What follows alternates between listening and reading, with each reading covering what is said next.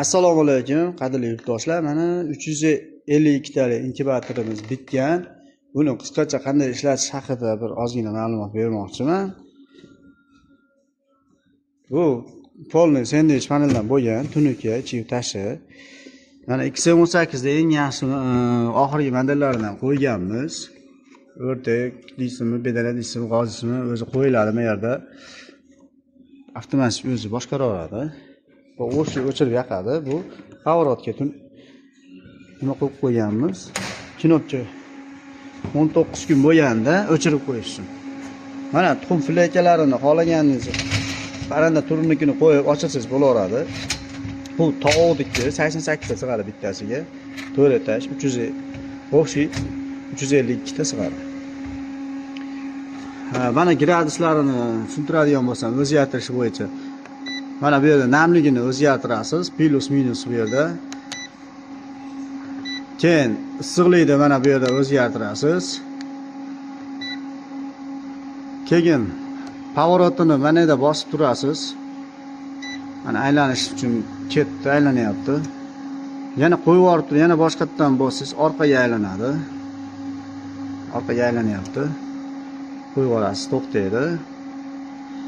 Bu rushnoy kerak bo'lganda o'zi miyasi o'zi har 2 soatda qo'ysangiz, qanchadir minutga qo'ysangiz aylantiraveradi avtomatik. Bunisi общий настройкасы, bu yerda pavorotniki bor, gradus kalibrovkalari bor. Boshqa hamma nastroykasi mana shu yerda. Balonisini bilmadim, lekin balonisi bosib turasiz ekan. Mana tovuqqa qo'yildi avtomatik. Bari bosib turiladi, qoziga qo'yildi. Yana bosib turamiz, misol o'rdakka qo'yildi. Qush, ya'ni bedana tuxum ochirsa bo'ladi. Mana bularda o'zgartirib bo'lmaydi. Buni zavodskiy qo'yilgandan keyin siz buni o'zgartira olmaysiz, mashinada qoladi. Kunma-kun o'zi o'zgarib boraveradi.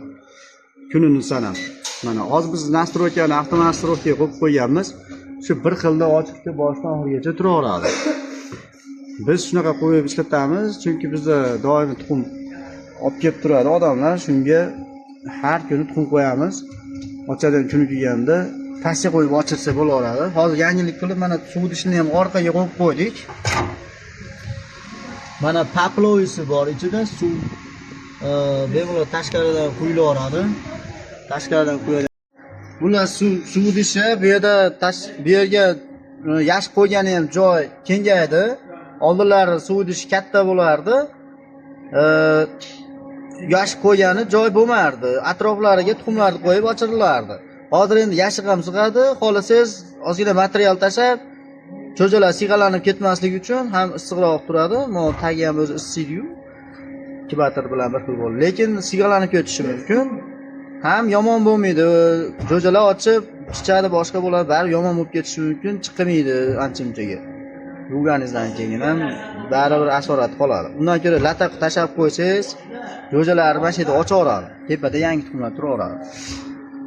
Agar butun to'ldirib qo'yadigan bo'lsangiz, buni o'chirib qo'yasiz pavorotda aylanib ketmasligi uchun. Bu yerdan 0 qilib o'tirmaysiz, nastroykalaridan, yana o'chirib qo'yasiz bo'ldi. Tuxumlarni olasiz, olib turib, tuxumlarni tekshirib, mana bu yashiqqa solasiz, tuxumlarni urug'langanini solasiz, urug'lanmagani tashqarida qolaveradi.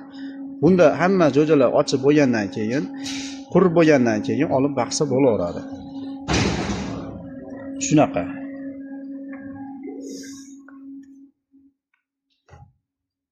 Bu yerda ma'lumotlar bor. Manzilimiz, nomerimiz, hammasi bor. Kelasizlar.